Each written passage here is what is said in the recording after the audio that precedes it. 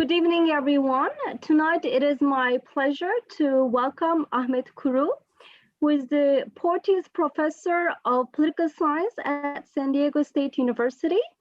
This evening, he will be talking about his most recent book, Islam, Authoritarianism, and Underdevelopment, a Global and Historical Comparison, which came out of Cambridge University Press in 2019 and was the co-winner of the American Political Science Association's International History and Politics Section Book Award.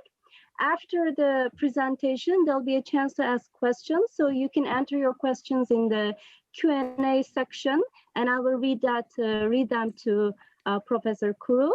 And with that, I leave the floor to Ahmet Kuru. Thank you very much for joining us. Thanks for inviting me. It's my pleasure to be with you today. And I am thankful to all the faculty and staff at UCL to make this event possible, and particularly Professor Zeynep Bulutgil for her kind invitation. So the research question is very contemporary. I look at the 49 Muslim majority countries and ask what explains the democracy gap and the development gap. And then the research leads me to a historical analysis to understand today. Let me share with my PowerPoint slides with you to discuss this research project. As you see the title of the book, Islam, Authoritarianism, and Underdevelopment, a Global and Historical Comparison. This is the book with the title. And then the research question with 49 Muslim majority countries. Then you see the Muslim countries versus the world in terms of socio-economic criteria. GNI per capita, as I explained, despite oil revenue, then literacy rates, schooling, and life expectancy. And each criteria shows certain level of gap between Muslim majority average and the world in general. And this question becomes even more puzzling when we are aware of the fact that between 8 to 12 centuries, particularly between 9 to 11 centuries, the Muslim lands produce cutting-edge philosophers and economic entrepreneurs. Muslims were scientifically and economically superior to Western Europe. Then what explains the difference between early achievement and contemporary problems? In the literature and even in daily political discussions, there are three main arguments. One is essentialism, singling out Islam. As I said, I take it very seriously throughout the book. This is an important discussion. But essentialists have a major weakness to explain Muslims' golden era. For 4 or 5 centuries, Islam was perfectly compatible with development, scientific, philosophical, economic development. Therefore, I criticize essentialist argument. Doesn't really help us to understand. The other argument is anti-colonial perspective, or you can call post-colonialism. This post-colonial argument refers to Western imperialism as the source of problems in the Muslim world. Again, I take this one seriously too, but I show certain weaknesses. One is that when Muslim lands started to be colonized by European imperialist powers in the 18th, 19th centuries, Muslims already had intellectual and economic stagnation, if not a decline. Therefore, chronologically, post-colonialism doesn't help us to understand. The third one is a more scholarly, less political argument, and I'm relatively friendlier with that one, which is neo-institutionalism, referring to authoritarian and ineffective institutions as the source of problem.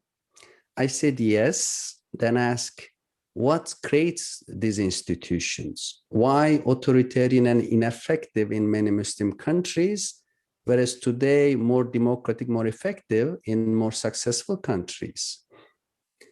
That's my critique. And my argument as an alternative to all these three is that universally in both the Muslim world and Western Europe, the relationship between 4 classes, intellectual class, economic class, religious class, and political class. That's the key variable to understand rise and fall in both the Muslim world and Western Europe. From the 700 to 1200s, roughly, in the Muslim world, there was a successful period in terms of philosophy and natural science, in terms of economy, even military, which is not a central issue in my analysis. The central issue is science and economy. Military just follow it. So from 7th to 12th centuries, the Muslim supremacy is well documented with large number of books in their libraries, major cities, major philosophers, economic achievements, economic innovations.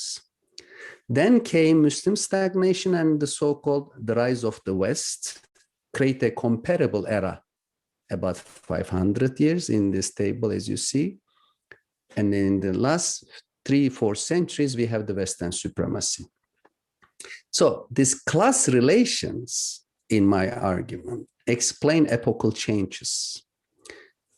In the early Muslim era, Islamic history, there were independent scholars and merchants who built effective institutions, who create scientific development, who create economic progress.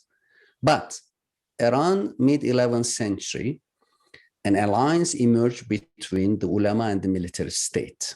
Ulama basically means Islamic scholars, the doctors of Islamic law and other sciences of Islam. And this class initially was independent, but after the mid-11th century, it established an alliance with the ruling class. Ruling class can be the kings, the sultans, the military oligarchies. And this alliance marginalized the merchants and scholars who previously helped the flourishing of Islamic civilization. So what do I mean by intellectuals, independent scholars? I mean both Islamic scholars, ulama, and philosophers, polymaths.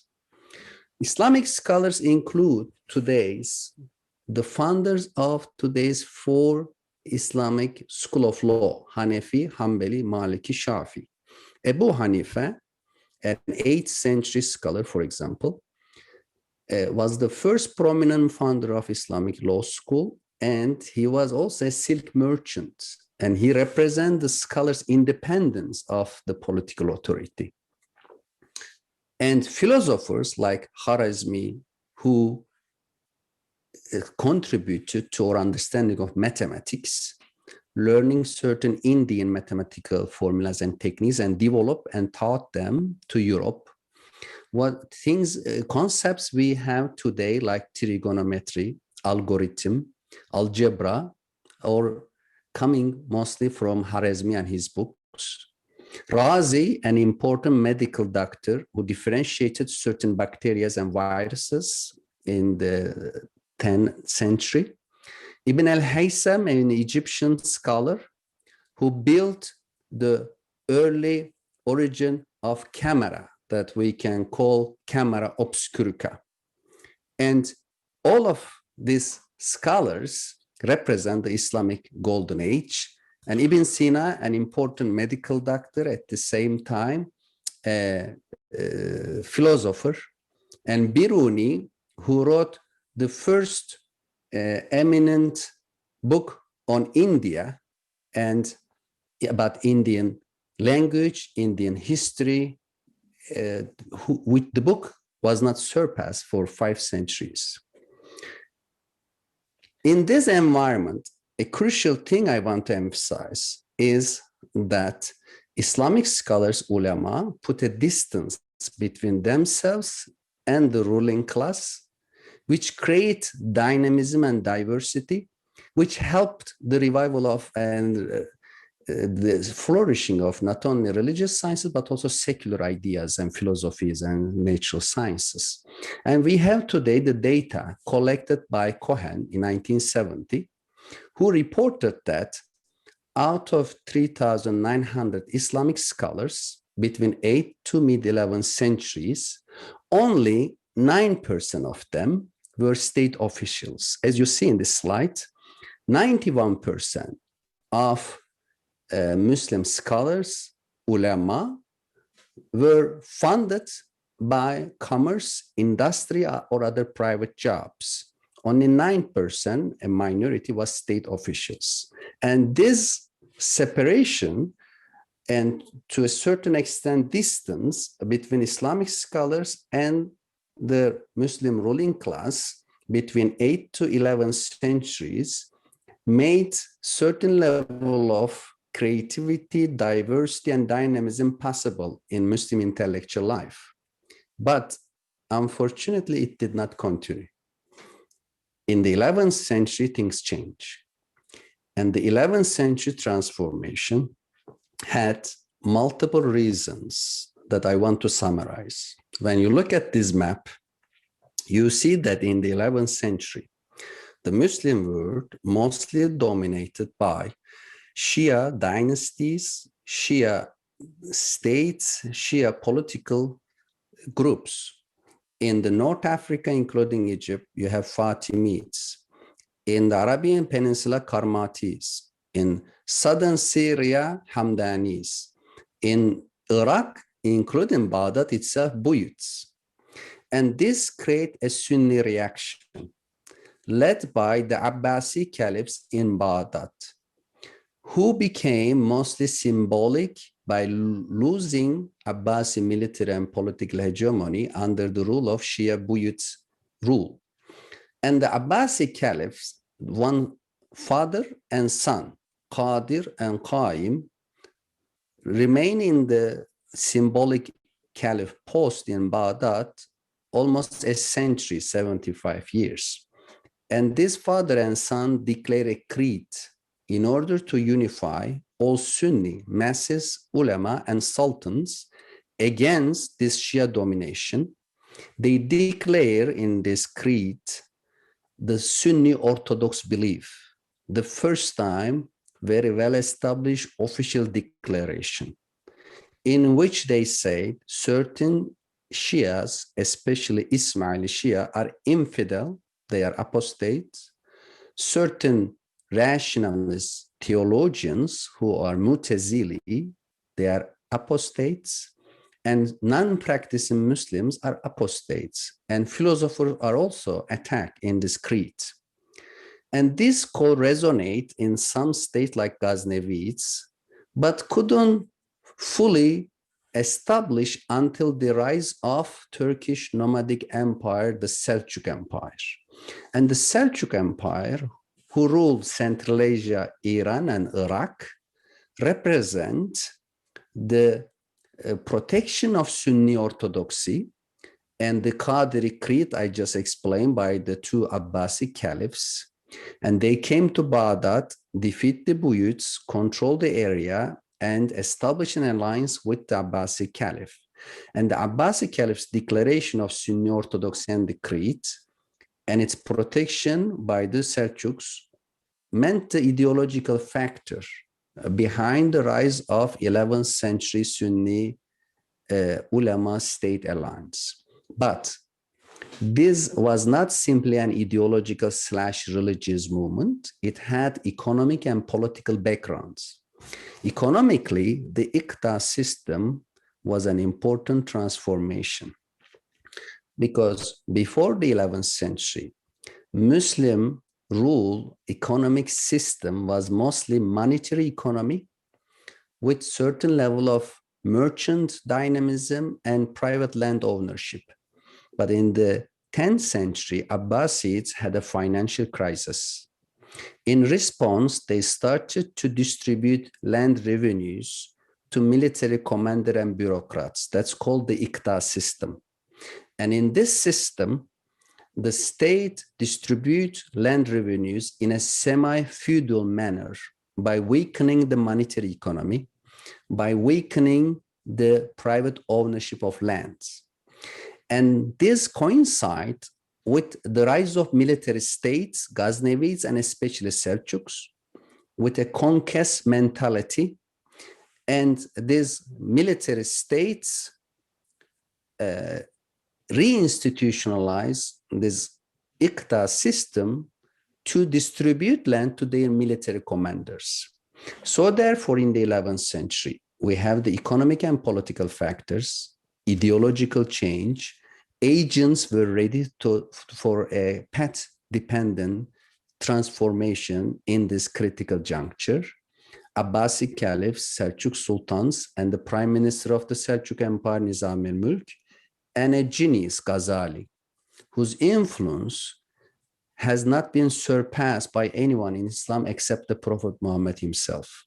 And Ghazali is really the architect of post-11th century Islam, that his books are still very well read, like Ihya Ulumuddin, the revival of religious sciences. And Ghazali's ideas, in fact, both are a product of new madrasa system, the Nizamiya madrasas, and a promoter of this madrasa system. And the madrasas established in the 11th century, representing Sunni orthodoxy, got the name from the prime minister, Nizam al-Mulk. That's why they called Nizamiya madrasas. And what is the result of the combination of these agency structures and rise of ulema-state alliance? The result was the marginalization of independent scholars and merchants, because with the ideological factors, Mu'tazili theologians and philosophers were marginalized. Ghazali wrote books to attack them, in addition. Economically, the ICTA system, the merchants became marginalized, and when merchants stopped paying the funding, the scholars, the state intervened and filled the gap and made scholars state servants. And in fact, the state started to produce scholars by Nizamiya madrasas, and independent scholars attack both philosophically and ideologically as heterodox, as apostates, and they lost their financial connection with the merchants. The ulema-state alliance emerged and marginalized scholars and merchants. So one argument and one alternative explanation I receive is the invaders. Between 1200 and 1400, the Muslim world was occupied by Mongols from the east, Crusaders from the west, and Timur as an extension of Mongols. This did not destroy the ulema-state alliance. On the contrary, this supported the ulema-state alliance, because the occupations and invasions encourage Muslims to seek help from military heroes. And the military heroes emerge in the form of Saladin against the Crusaders and Mamluks against the Mongols. Saladin, as a military hero, established an empire, Ayyubids, in today's Syria and Egypt. The ulema-state alliance and Nizamiya madrasas were already formed in the 11th century in Central Asia, Iran, and Iraq. Saladin brought them to Syria and Egypt and today's area, what called Israel occupied lands, in the 12th centuries. Then the Mamluks expanded them in the 13th centuries. And therefore, it's a process, start with Selçuks, continue Saladin Mamluks, 11th, 12th, 13th centuries, from east to westward in the Muslim world. And the Mongols, Crusaders, and Timurs really helped, because when people see their massacres, it's normal that they are not expected to follow music, search for science and philosophy. When you see massacres and survival threats, immediate instinct is that you seek help from military heroes. You seek religious explanations to make life meaningful under massacres of millions of people. This is how ulema-state alliance became even more institutionalized after the invasions. And an important scholar, Ibn Taymiyyah, under the Mamluk rule, reinterpret the Quran, an important phrase in the Quran, ulul emri minkum, follow the verse, the full verse says, follow those who have authority among you. Ulul emri minkum means those who have authority among you. So this verse has been interpreted in different ways. But Ibn Taymiyyah came and say, this verse asks Muslims to obey ulama and umara. Ulama, Islamic scholars, umara, state rulers. So in a way, Ibn Taymiyyah make what I call ulema-state alliance an order of the Quran, a sacred order that should be followed. So, but don't make mistake. The intellectual decline did not take place overnight. It's a long process. Therefore, Muslims continue to produce cutting-edge thinkers like Ibn Rushd and Ibn Khaldun. Ibn Rushd, the 13th century Andalusian philosopher, Ibn Khaldun, 14th century Tunisian Egyptian scholar. But these great minds were mostly neglected in the Muslim world, if not attacked. Today, we can read Ibn Rushd exegesis of Plato's Republic from a Hebrew translation because the Arabic origin was burned and destroyed. And the ulema-state alliance marginalized these thinkers and Muslim world start to produce them lesser quantity, lesser quality. And the merchants like Kerimi merchants in Egypt were also marginalized by the Mamluk state. What is the result? We have today the data from Shiles Miller's 1993 book comparing the occupational terms reflecting class relations in 8th to 11th centuries, what I call the Golden Age, and then later period under ulema-state alliance, especially Mamluks. You see in this table that the terms like bank manager, vice chair of the company, etc., as we use today, the terms they used that time, over 200 in the Golden Age, over 200 later period, no change, slight decline. But the terms about state and the ulama multiply from around 100 to about 500. It shows their resources, their division of labor, their impact in the Muslim societies. So later, Muslims recover politically and militarily. They established three empires, Ottoman, Safavi, Mughal. So therefore, the Mongol and Crusader distraction didn't end in Muslim civilization. And on the contrary, geopolitically, Muslims recovered, became more powerful, but they never recovered scientifically and even economically to a certain extent. Why? Because when we look at Europe, with the intellectual class, with the bourgeois class, they achieve Renaissance, Reformation, printing revolution, Enlightenment, Industrial Revolution, and political revolutions. Whereas the Muslim world lost 274 years without printing press.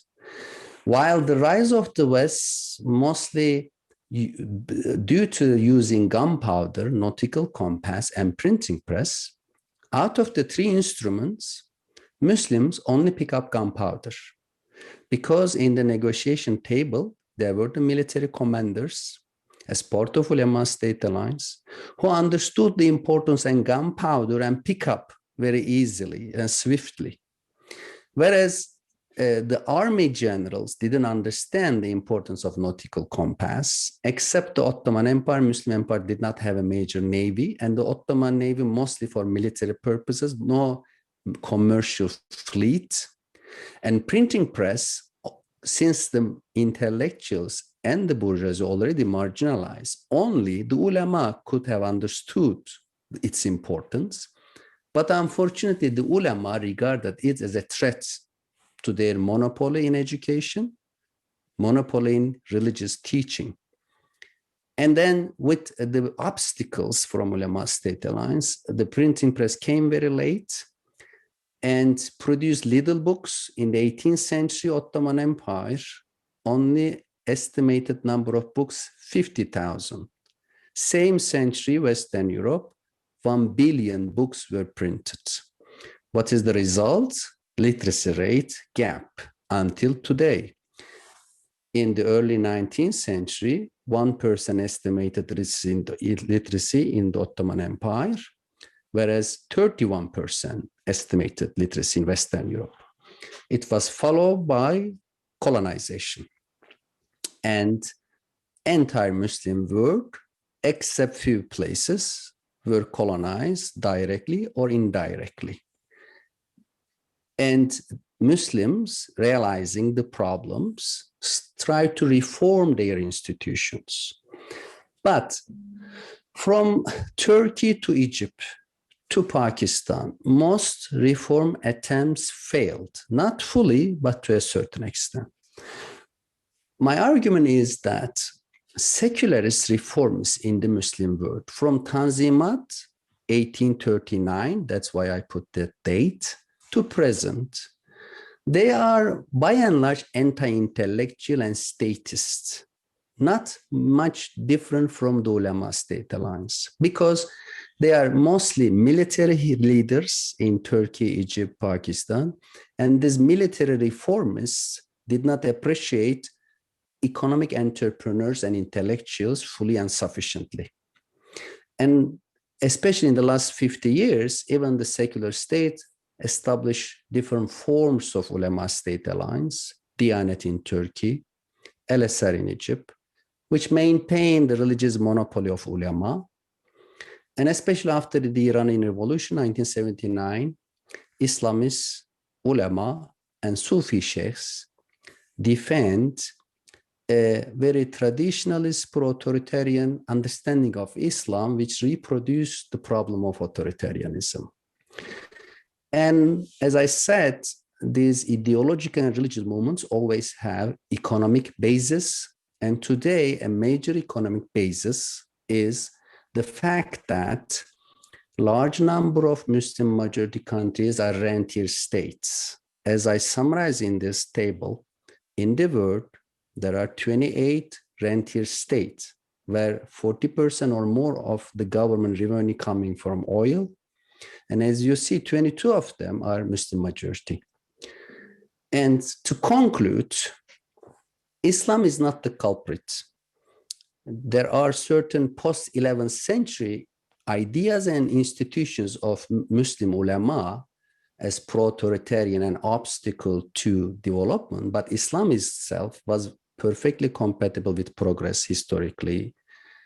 And then colonization is not the primary cause either, because Muslim stagnation began before colonization. Authoritarian and ineffective institutions, yes, they are a problem, but they are created by human beings, certain social groups, what I call ulema-state alliance, because these alliances have both ideology and power to create and reproduce such problematic institutions. Thank you very much for listening, and I'll be happy to answer if you have questions.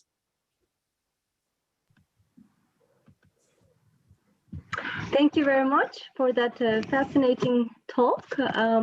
So I'm going to now ask the audience to write down their questions in the Q&A section, and I'll be happy to read them for you. We have our first question from one of our panel members, Manuel. Yeah, thanks. I'm sorry, I think there are two questions in the Q&A, and I'll be happy to postpone my question to get the word to the audience first. Okay, so I will read the first question that I see here. What do you think we can do to fight those ideologies enforced on Muslim countries as future leaders? Thank you. That's a very good question about policy relevancy, because I'm a political scientist, not a historian. And my historical research aims to shed some light on about the future, what to do next. Some people read my book and find it very pessimistic. And I read the otherwise. I think it's a very optimistic book. So you may know the story about the pessimist and optimist. And one day the pessimists say, things cannot get worse. The optimists say, no, it can. So the optimist can sometimes be more pessimist in the joke. But let me tell you why I am very optimistic about the future. First of all, a big debate in the Muslim world, whether democratization and reforms about development are just meaning to imitate the West. And the nationalists and Islamists who criticize reforms always attack the reformists as being the puppet of the West. Even I myself was criticized in many countries, even in Japan. I made the presentation and then the Japanese colleague told me that you are representing American project. So I wish there was an American project of making all Muslim majority countries democratic, but there is no such project.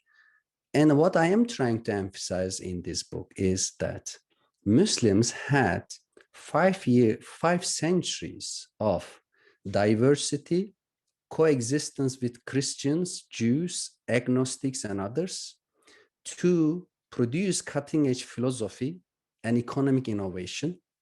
And if they want inspiration today, yes, they can learn certain things from Western institutions, but at the same time, they have their own history that needs to be analyzed and understood and inspire young Muslim today's. And Islamic history is not simply teaching religiosity in the strict sense, but early Islam represents such a diverse views, certain separation of religion and state, coexistence with Muslims and non-Muslims together to be productive on science and economy.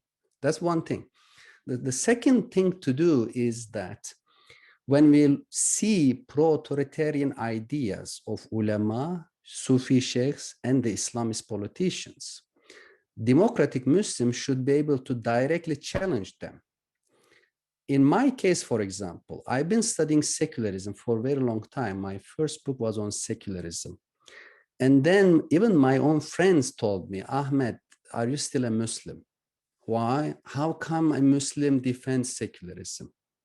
But in this book, and the research lead me data that I myself became very surprised that early Islamic leaders declared that state is corrupt, state is violent, ethical Muslim should put a distance between himself, herself, and the state.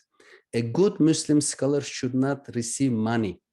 And let me conclude by referring to Ghazali, who is very prominent among Orthodox Muslims and almost Sunni Shia, many take him seriously. And I present him as the architect of the ulema-state alliance. And this genius scholar had a midlife crisis on the age of 40. Then he went to the graveyard of Prophet Abraham and took an oath that he would never receive money from the state again. He would never join the state-run institutions, madrasas, to teach them again. He would never join the debate gatherings of the state rulers again. So even the architect ulema-state alliance realized that there is a problem. Politics is corrupt. And such discussions are really helping us to challenge the Islamist project with an argument coming from Muslim history. I think this is powerful. And let me conclude saying that in religious debates and academic circles, there is the idea that Islam very different from Christianity. In Christianity, in Bible, Jesus says, render unto Caesar what is Caesar, render unto God what is God. Whereas in Islam, Muhammad, in a hadith, the prophet saying, says that religion and state are twins. Religion is the foundation, state is the guardian, that without foundation collapse, that without guardian perishes. But I analyze this saying and find out in my book and document that this is a Persian Sasani maxim, had nothing to do with the prophet. Post 11th century ulama, since they had no religious background to defend their position, fabricated this hadith. And when I declare it, many readers in Indonesia, Malaysia really like the idea that because if it is presented as a hadith, Muslims have a hard time to challenge. But when you look at the hermeneutics and show that this is a Persian idea, nothing to do with Islam, it is easier to challenge. Thank you. Thank you. So the next question is, what is the current relationship between the ulama and the state? Thank you. So first of all, we have to examine the ulama in both Sunni Islam and Shia Islam. In Shia Islam, ulama unapologetically claim to be a clergy. There is a clergy lay person difference in Shia Islam. And historically, I think that's very rare to see a theocracy in the world, especially in the Muslim world. And today, Iran is an example of semi-theocratic republic where the clergy officially, unapologetically, publicly claim religious supremacy to the lay people. And the current situation is not sustainable. We today have survey data seeing that half of Iranian society define themselves non-Muslim in reaction to this ulema-state alliance. And interestingly, I gave 3 interviews to Iranian media, and I thought they would be censored. But right now there is the Persian translation, and many people are very interested in the debate that there is a very secularist backlash is coming to Iran. In the Sunni world, ulama is hiding their clergy position. If you challenge them and ask, they say, no, we are not clergy. There's no clergy in Islam. But they act as a clergy. They don't admit it. They have their different dress code and they issue fatwas. For example, the Egyptian Mufti in 2012, as part of the Arab Spring, the presidential election in Egypt, issue a fatwa that the women cannot be president in Egypt. So who gives you the authority to declare women unqualified and ineligible? Because they say we are ulama, we represent Islam. So I challenge their authority in my book because in almost all Sunni countries, there is the notion that ijma, which means consensus of the ulama, is a sacred law. But what is the source of this idea that the consensus of the ulama is binding? They said there is the Prophet's hadith that my community never agree upon error. But the hadith says my community, no reference to ulama. So the ulama hijacked this hadith, create a position for themselves. So this is the religious aspect that need to be challenged and criticized. The political aspect is that in most Muslim majority countries, it is easier for the political rulers to establish an alliance with the ulama. Even in Turkey, despite secularist tradition, there is this Diyanet, over 100,000 imams in mosques paid salaries by the government. They monopolize Islamic teaching, and every Friday, the mosque sermons are recited by imams who are state servants in Turkey. It's a centrally standardized text in all mosques, and the government is very happy to disseminate a political message in all mosques in Turkey. In Egypt, Sisi and other dictators use LSR and other religious institutions, ulama, for their political purposes. In Pakistan, ulama pushed the blasphemy law. So 1,500 people have been charged with blasphemy, over 70 of them lynched. And even in Indonesia, now the ulama and several Islamists pushing to promote the blasphemy law, etc. So there's a big problem, having religious and political dimensions. Politicians like it. Let me conclude with an example from France.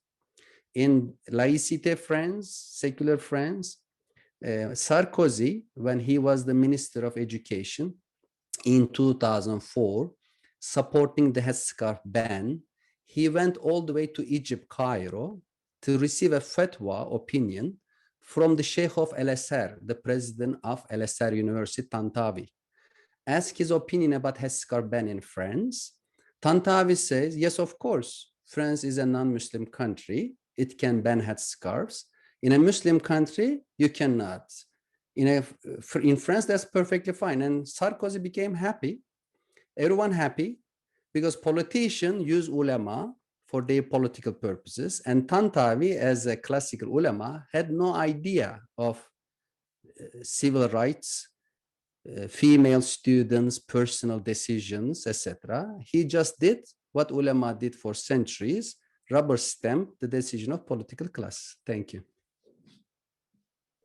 Okay, so the next question is a bit more about the historical process.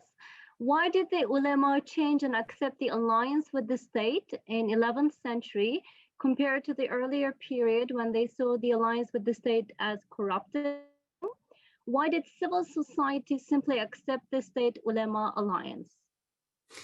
Thank you. Very good questions. Let me start with the second question. Why did the civil society accept it? Many historians point to the fact that Muslim bourgeoisie was defeated.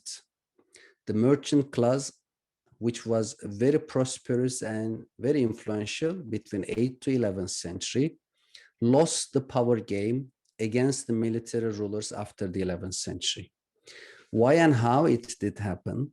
One issue is the lack of institutionalization. I think the achievement of Western European bourgeoisie is the fact that it was institutionalized by parliaments, assemblies, the French Assembly, the British Parliament, that gave them the ability to have armies and fight against political class. But the Muslim bourgeoisie did not have such an institutionalization. That's one thing. The second thing is that there were different thinkers who oppose ulema-state alliance, like Ibn Rushd in today's Spain, Andalus, in the 13th century. He criticized Ghazali. He wrote a rebuttal to Ghazali's idea of declaring philosophers apostates to be killed. But they also lost the power game because of the fact that for many Muslim masses at that time, it was safer to ally with military rules, especially when they see Mongol and Crusader invasions. And for the ulama, initially they became co-opted because of monetary and financial issues. With the Iqta system and state control over economy was a big encouragement for ulama to accept state servants. And second, Sunni ulama reacted to the rise of Shia Islam, and they sold their independence for the sake of challenging Shia Islam. And after this critical juncture of 11th century, if we use Michel Foucault, it is not only the co-optation of the ulama, but the production of the ulama. The states began to produce the ulama class with its own educational institutions, and it comes until today. And it's really required today a major critical approach to challenge both the state and the ulama, which is very difficult. Even the young Ottomans in the 19th century, influenced by European thoughts, a progressive class of elite, they still say, Allah dinu devlete zeval vermesin in Turkish, which means dinu devle. Religion and state are our two components of our civilization. And it really requires a substantial, deep critique of both religion and state to break this vicious circle. Thank you.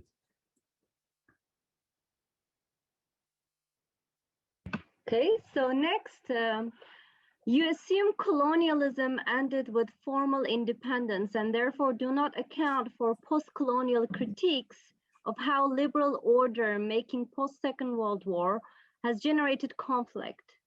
Is this a problem in your work? Secondly, you assume ulama are a uniform group and ignore how many ulama have been responsible for opposing authoritarianism. Is this another problem with your work? Thank you. Both are good, challenging questions. First of all, I start this research by analyzing three issues: violence, authoritarianism, and underdevelopment. At the end, I decided to drop violence from the title of my book. I only spent chapter 1 for violence. In an extensive manner, I discuss Salafi jihadism and other aspects of violence, but I formulate that violence is a human problem, and First World War, Second World War, and many guerrilla wars and terrorisms occur out of the Muslim world, or Muslims had little participation than other actors. So I didn't see any major Muslim gap of violence in comparison to the gap of democracy and development. Therefore, I didn't put violence in the title of my book. And as this question rightly referred to, certain Western actors during and after Second World War substantially contribute to violence. And about imperialism and colonization, again, I give credit to this argument. But there are two main reasons why I didn't make it center of my argument. One is scientifically, Muslim problems in comparison to their early dynamism start in the 11th century, particularly became dominant after the 16th century. The last Muslim attempt to revive science was the Ottoman Observatory of 1777 by Takuyuddin Rasathanesi, which is observatory in Istanbul. After 3 years of functioning, unfortunately, it was destroyed by the Ottoman Navy with a fatwa from Shaykhul Islam, the chief ulama, and the Sultan's approval. At that time, the Ottomans were at their power, zenith of their military power. But still, the mentality was anti-scientific. And without Western colonization, with Ottoman military power, they still destroy scientific interest and development. That's the reason why I don't concentrate on Western imperialism. The second reason, more normative.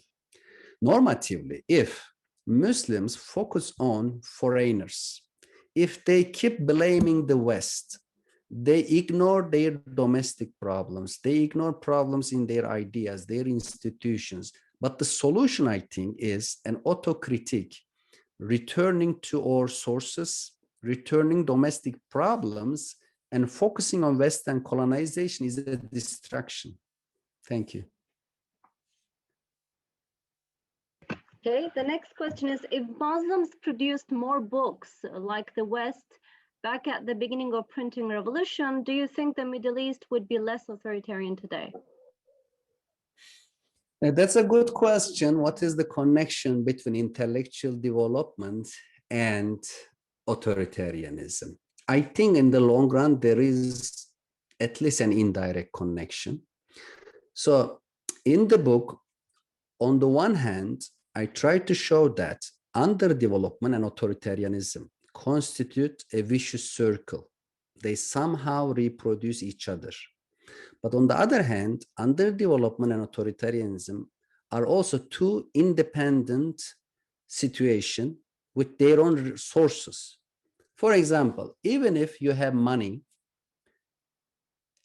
and then high literacy rate and schooling that United Arab Emirates today is reaching, you can still have authoritarianism if your religious ideas, your political ideologies are pro-authoritarian. So in the book, I try to combine ideas and material structure. And material structure of underdevelopment is important, but ideas important too.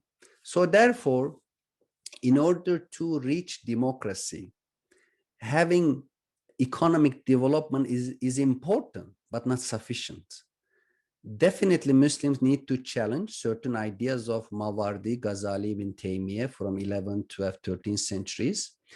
Misogynist ideas, putting women in the second class. Ideas about non-Muslims, Christian, Jews, atheists, and others, putting them secondary status in citizenship. And that's the only way to reach. Therefore, my discussion of authoritarianism is on the one hand connected to underdevelopment, on the other hand, it's an independent discussion. Was there a second question? Or did I answer everything in this part? Yeah. I think that's fine for the we Okay. have a lot of questions, so we'll Yeah, go okay. forward. And what I'll do is I'll combine some of the Sure. questions so we can address more of them. So we had one question about Turkey's foreign policy and whether it endorses this ulama alliance with state, and also a similar question on Saudi Arabia and its investment in madrasas across the Islamic world. Thank you. Both are important issues. Yes, right now, the Erdogan regime tried to promote Turkey's quote unquote soft power with some religious discourses. So Turkey is still a secular state. The legal system, constitution, laws are secular. But the religious discourse dominate public life to a certain extent. The Diyanet, the agency of Directorate of Religious Affairs, are everywhere in the bureaucracy, in the state structure, with more emphasis on religious discourses. And as a foreign policy in the Balkans and elsewhere, Turkey tried to promote this, and Erdi Öztürk recently published a book about how Turkey promote its soft power in the Balkans, etc., using religion. And even Germany and elsewhere, it creates some reaction in the local governments. Saudi Arabia did it for a long time, using oil money in 1980s, 90s, 2000s. So unfortunately, some versions of Salafism Saudi Arabia promote are very problematic. In general, the idea that every innovation is a deviation and every deviation is in the hellfire. If you go to Salafi mosques, they keep saying this hadith out of thousands of hadiths. They pick up this one, that kullu dalalatin bidatun ve kullu bidatin dalalatun kullu dalalatun finnar. All innovations are deviation or deviation in the hellfire. This is a very anti-progressive, anti-rationalist idea, and definitely they promote certain authoritarianism. And in the worst case, Salafism combined with jihadism. And then jihadist Salafism becomes an ideology of radicalism. So in this regard, Saudi Arabia's disseminating of certain ideas in Europe and elsewhere was really a harmful process. I hope that it will end by the decline of oil revenues globally. Thank you. Okay, thank you. So we have another question about the historical process. The argument is that it's not Islam that is the cause of the disparity, but the 11th century alliance between the ulama and military state, which stifled creativity and competition. Is it something about the importance of the ulama in Islam that enabled this stifling alliance? Or could this kind of stifling alliance emerge in societies dominated by different religions? Thank you. Very good question. First of all, every religions have their own clergy. And when 20 years ago or so, I was teaching about religion and violence and saying that all religions may have political and violent interpretations, certain students were reacting, saying that no, Buddhism is not like that, professor. You can only talk about Abrahamic religions, Judaism, Christianity, Islam, but not Buddhism. But we have recently seen in Myanmar and other parts of the world that Buddhism can be very political and unfortunately very violent. Times magazine came with the cover page, Buddhist terrorism in Myanmar or East Asia. This is a tragedy. So therefore, throughout my publications, I really try to deconstruct the idea of Muslim exceptionalism. There is nothing exceptional in ulama, because if you look at Christianity, Catholic Church is much more institutionalized than even Shia ulama. And you have clergy, every religion, but what makes this Muslim clergy very prominent is that they establish very strong alliance with the state, which is different in the Catholic experience, because as I analyze in a recent article, in the 11th century, the popes tried to dominate political realm. the Holy Roman Emperor / German kings tried to dominate Vatican in the 11th century, and neither side was able to defeat the other.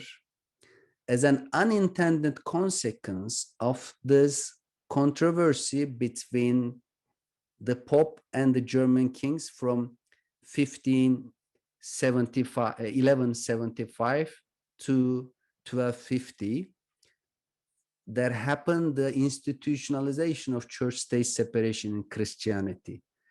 This historical experience exists in Islam between Umayyads and the mid-11th century, because the Umayyad Empire in the 8th century emerged by killing the Prophet's family member. They murder Hussein, the grandson of the Prophet, publicly. They poison another grandson of the Prophet privately. That creates so big shock that the ulama regard politicians and the kings as immoral. That meant the separation.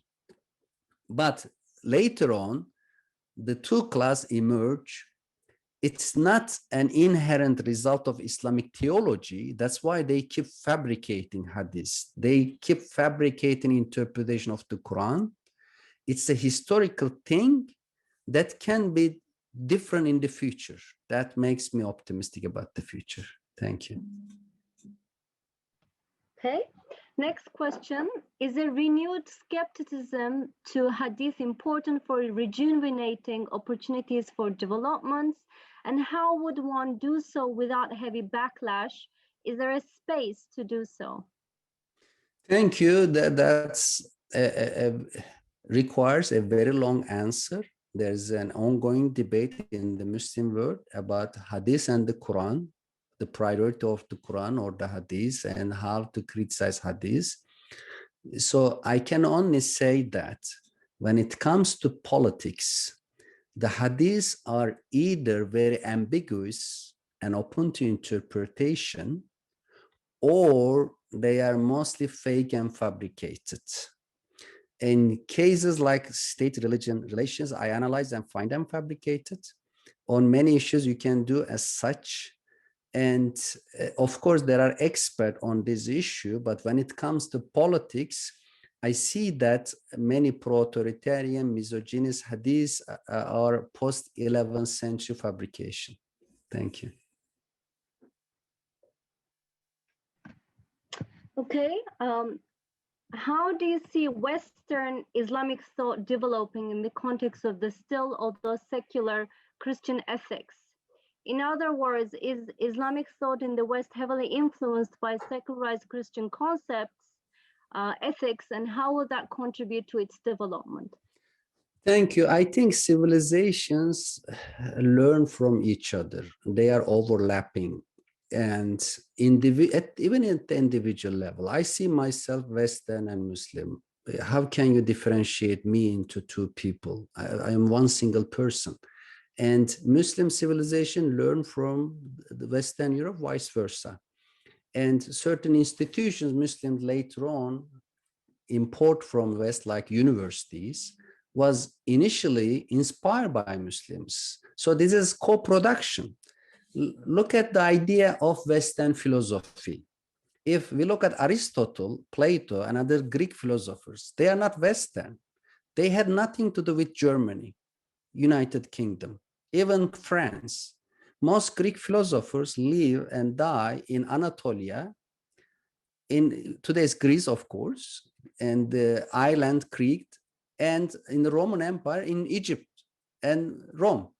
So therefore, the concept we have, Muslim, Western, etc., should not be binary. And democracy, development are not exclusively Western concepts. Muslims, as I said, can find basis in their own historical experience for these concepts. Thank you. Okay, another question. How come Saudi Arabia was in the 60s, or was it 70s? There were women newsreaders, reform was happening, and there was a reversal. So I guess the question is about whether you have something to say about change in Muslim countries over time, as opposed to the Of cross-national course. comparison. Yeah. So I agree that there are certain back and forth and changes.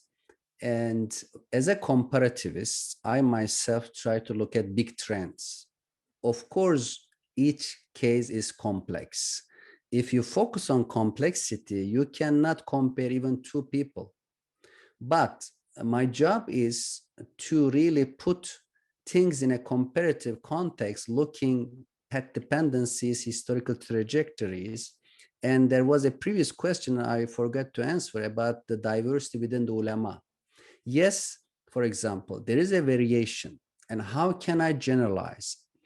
In a 45 minutes talk, I make the generalization. But my book, 130,000 words, and I admit that there are exceptions. For example, ulama in Indonesia, mostly pro-democratic, especially Nahdlatul Ulama and Muhammadiyah. Sufis in Senegal, mostly pro-democratic. Islamists in Tunisia contribute to democratization.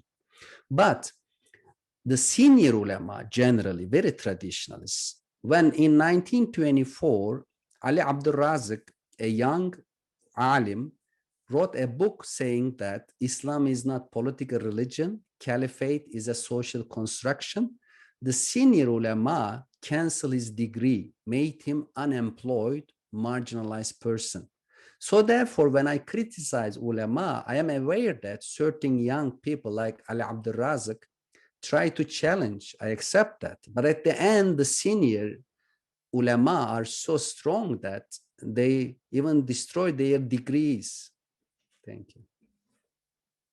Okay, next question. Is the solution to create a divide between the ulama and the state, or is it to encourage a new business class which can encourage technological and economic development? The great question, I would say both. So the separation between ulama and state is necessary but not sufficient. In many cases, Muhammad Ali's Egypt, and then Mustafa Kemal Atatürk's Turkey, ulama was to a certain extent, at least initially, marginalized. But the gap was filled by bureaucrats, state control over universities, state control over economy. What we really need is a dynamic class of intellectuals and bourgeoisie. And if you let intellectuals dominate, they would lead to a dictatorship. If you let bourgeoisie dominate, they lead to a capitalist dictatorship. So we need all classes be balanced, separation of spheres, religion, science, academia, sport, music has their own autonomy with their own criteria. So in the question whether we need dynamic bourgeoisie intellectuals or the separation, I think both are required to each other. And without separating the religious class and the political one to a certain extent, we cannot avoid the problem of secularization of the state and the state manipulation of religion. That's the problem. Okay, so I'm going to use my position as a moderator to ask a question as well. And my question is again about the historical process. So if you look at Europe, there are these pockets of relative freedom, right? And they tend to be sometimes small countries like the Netherlands, and somehow they can withstand outside pressure. Sometimes they have their own militia, sometimes they pay for mercenaries. So the question is, why don't you see these types of pockets that stand their ground historically in the Muslim world and keep the creativity, right? And the reason I'm asking this question is, I wonder if they were already economically relatively not doing that well, so they couldn't afford maybe to pay for the mercenaries or to pay for a standing militia, or is it something else that's going on? A great question, Zainab. I appreciate that. I think there exists packets. For example, after the emergence of ulema-state alliance in the 11th century, the Muslim Spain, Andalus, stay for few centuries as a source of philosophy and architecture, as a pocket of development, but it could not dominate the Muslim world and reverse the process because it was geographically isolated and not religiously so powerful and even militarily. Later on, the Muslim merchants in Indian Ocean remain as pocket of commercial development. In the 13th, 14th, 15th centuries, there were important Muslim bourgeoisie in Indian Ocean, but they were destroyed by Portuguese. When Vasco da Gama and Portuguese expeditors came, they were extremely violent. They had better ships with cannons and destroyed Muslim commercial fleet in Indian Ocean. At that time, the three empires of Muslims, Ottoman, Safavid, and Mughal, were busy with their own military adventures. Only Ottomans tried to help Muslims in Indian Ocean, but Portuguese was better in sailing. And therefore, yes, sometimes, as even today, as I said, in Tunisia, Senegal, Indonesia, there were certain pockets of intellectual dynamism, economic entrepreneurship, but they couldn't really dominate the entire discourse because the masses generally follow the religious teaching, and it's extremely standardized in both Sunni and Shia realm. States are very powerful. In Europe, it was very decentralized. And in your example of Dutch experience, etc., in the 15th and 16th century, there were over 100 states, between 100 and 500. It depends on how you define the state.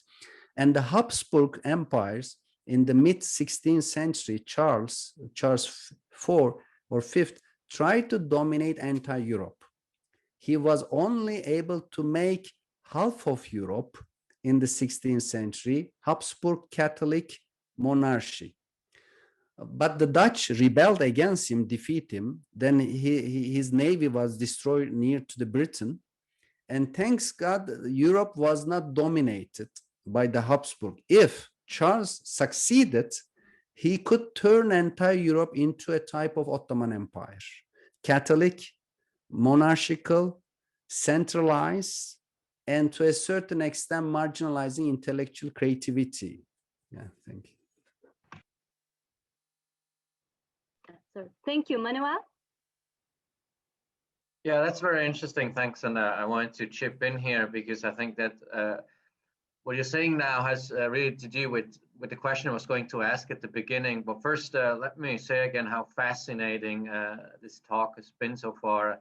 And I really like how you look at how institutions are human-made, right? I absolutely appreciate this argument. It reminds me of Dan's latest work on authoritarianism in Asia and how different types of elites come together as a function of threat perception and create authoritarian institutions or not.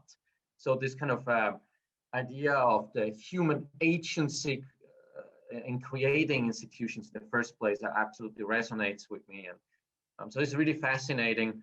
So I think my question also had to do a little bit with this comparative perspective that you just took, and in particular the comparison to Catholicism, because it strikes me that this ulema-state, warrior state, if you will, alliance really seemed to exist in immediate post-Muslim Spain as well, right? Mm-hmm. So in fact, it's so interesting, right? Because the Spaniards, those who became known as Spaniards afterwards, pushed out the Muslims, and so it was also from the Iberian Peninsula and created this warrior state as well, right? And if I read Spanish history correctly, it's this alliance between these warriors and the clergy that turned Spain into a similarly kind of anti-intellectual, anti-reformist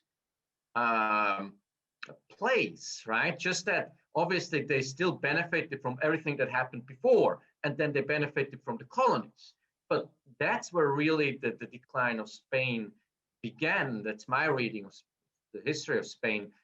So wouldn't that be a very interesting kind of parallel within the Christian, in particular the Catholic world, to what would you observe for the for the Muslim world. So I was wondering, again, you already emphasized you're against this Muslim particularism, right? Exceptionalism. Yeah, exceptionalism. Thanks. And so yeah, so how do you see similar developments in the particularly Catholic world?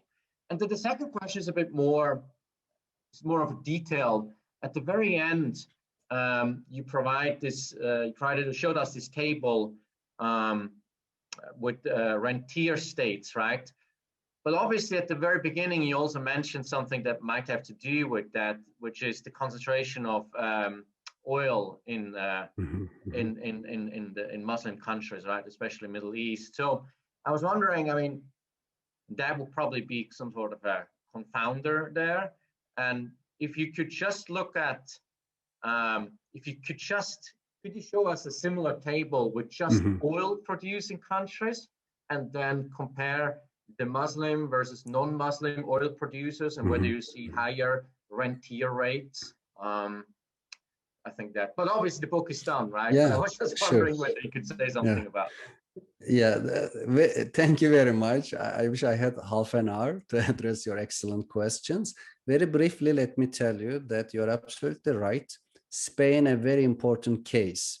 In Wealth of Nations, Adam Smith says that if you ask Mongols, they count wealth with cows and other animals, and Spaniards count with silver and gold. And for Smith, they didn't understand the importance of division of labor and productivity. And whenever I'm criticized for overvaluing the West, and then my critique says the rise of the West is just based on exploitation. You exaggerate, romanticize the West. And I told them, look, Spain and Portuguese exploited, especially Spain exploited the bullion of Americas, gold and silver. But because of the clergy-state alliance, as you said very well, because of the institutional problems and authoritarianism, they end up with economic crisis. And thanks to their geography, they were part of Europe, therefore certain exchanges, political, intellectual continue. But the particular clergy-state alliance lead to inquisition, and then the lack of protection of private property, starting with crypto-Muslim, crypto-Jews. Their possessions were confiscated. And that's why Douglas North compared Britain and Spain to emphasize the importance of protection of private property and institutions. And you're absolutely right that I'm trying to make a universal argument about the clergy-state alliance, and Spain is a very important case in Europe. When it comes to your second question, on the one hand, as a geological and geographical destiny, Muslims happen to have 60% of world oil reserve. But oil money and its political impact is a matter of degree. The same amount of money can dominate entirely the Kuwaiti economy, but if you take this money to Canada, it means only 2-3% or 5% of GDP cannot dominate. Then I say, if at the time of the substantial oil production in 1970s, 80s, Muslims had deeper economic wealth and productivity, they would not have been so much dominated by oil. That's why, after analyzing oil problem, I moved to history, saying that when oil comes, it didn't find a democratic institution. Norway also has oil, but Norway has a democratic or so constitution of 1826. And the historical lack of democratization and development combined with oil today reproduce ulema-state alliance. Thank you. Well, thank you very much for this very thought-provoking talk, and also your engagement with the questions. I think we're out of time now. We're over time, actually. So thank you very much. Thanks for organizing. I appreciate all the questions, and thank you, Zeynep, and all UCL faculty and staff. Yeah, thanks so much. It was fascinating.